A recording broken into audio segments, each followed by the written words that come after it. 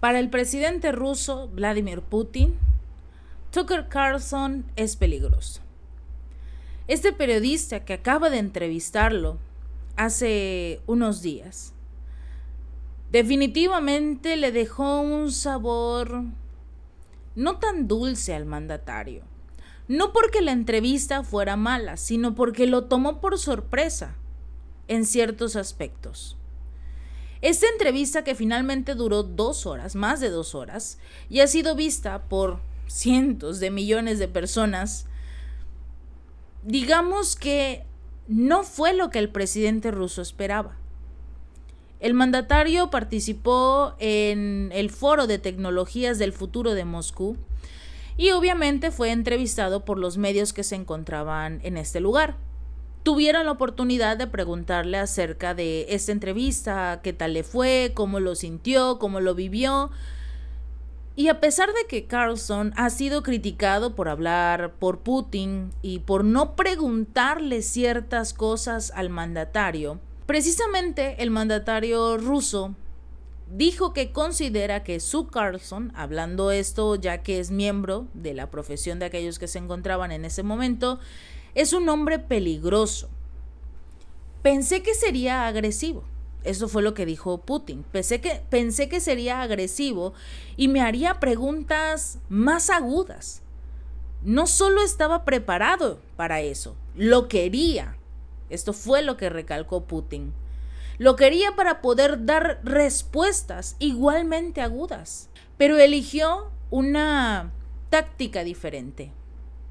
Carlson terminó pacientemente sentado durante la larga entrevista con Putin, sobre todo en este tema de la historia. Sí hubo algunos momentos en los que se notó que Carlson intentó detener el tema, lo que estaba hablando el mandatario ruso cuando hablaba precisamente de la historia, pero no fue más, digamos, más insistente.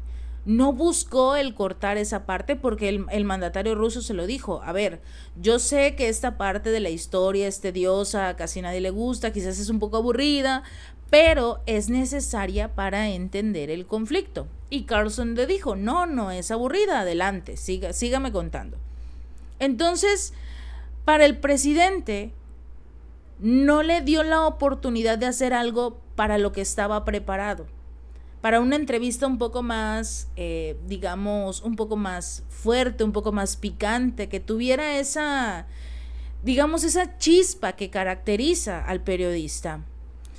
Putin dijo, hablando francamente, no obtuve toda la satisfacción que esperaba de esta entrevista. Al comentar sobre las reacciones de Occidente sobre este tema, Putin dijo que era bueno que los líderes observaran y que escucharan lo que realmente tenía Vladimir Putin que decir, porque nadie le permite hablar, nadie le permite participar en ciertos acuerdos, negociaciones, absolutamente nada.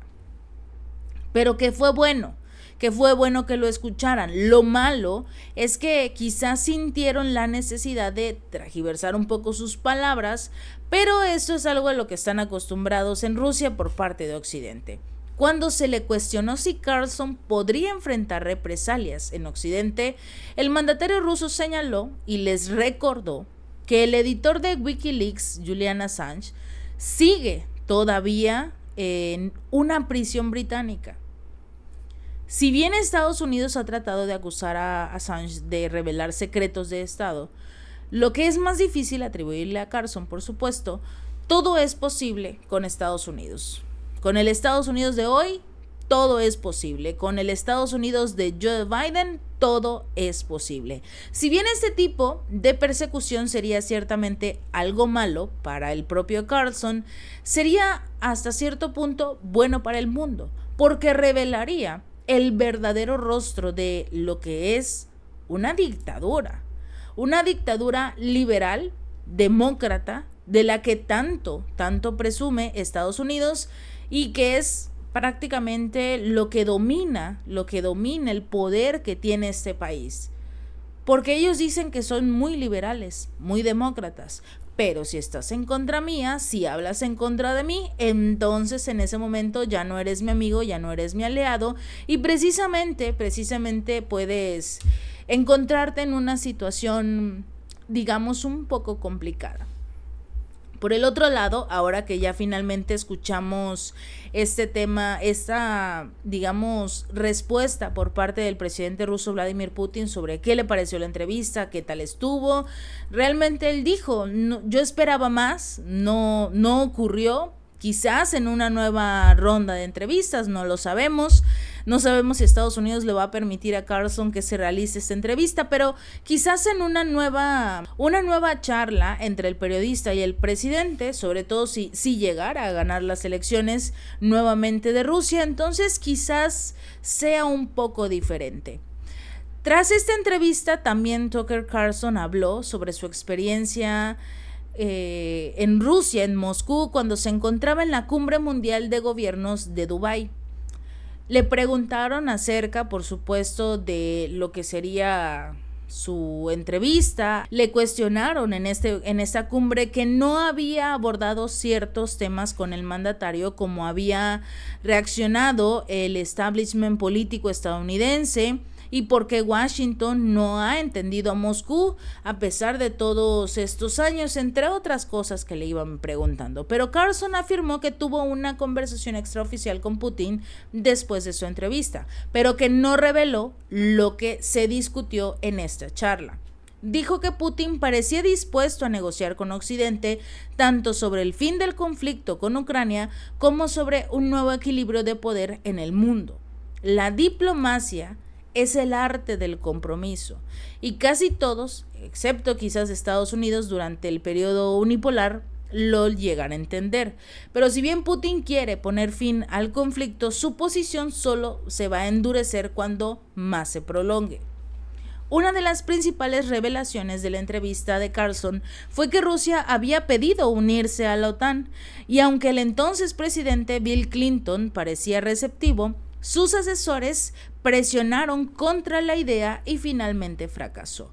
Lo que estamos viendo hoy de una OTAN contra Rusia quizás jamás se habría presentado, dado que el objetivo de la OTAN era mantener a la Unión Soviética fuera de Europa Occidental.